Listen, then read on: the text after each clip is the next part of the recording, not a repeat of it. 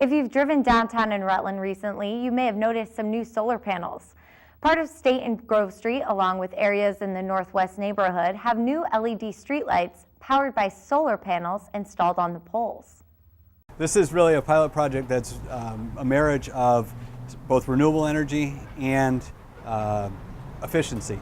So we replaced a little over 100 traditional streetlights with LED lights and put in about 40 solar panels that will actually provide enough energy to offset the use of those lights. And in the lights, we've installed a sensor that will actually let us know when the light fails. Right now, the only way GMP knows if there's an issue with a traditional streetlight is if a worker sees it or customer calls it in. These lights will actually notify us whenever there's any kind of a failure, so we can immediately repair it. And that's good for public safety, for keeping the streets well lit, and just for a good customer service, so we're excited about that. The new lights use 70% less energy than a traditional streetlight. Over the next few months, Green Mountain Power crews will be highly visible installing the new lights all across the city. The light is whiter and a little brighter with better clarity.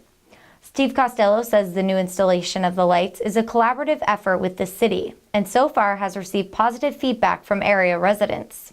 It's interesting because we've gotten very little feedback, and that in itself is a good thing. Streetlights are actually something that people often get very emotional about. When you add or subtract streetlights, people often aren't very happy about that decision.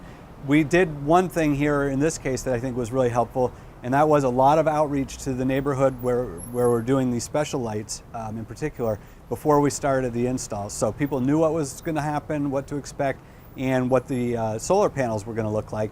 And we actually asked them if they would mind having a solar panel on the pole in front of their house or across from them, and because we didn't want to introduce something that people weren't going to want right there. And the reaction again was overwhelmingly positive. The solar panels are 2 by 3.5 feet in size and are placed on the southern side of selected poles.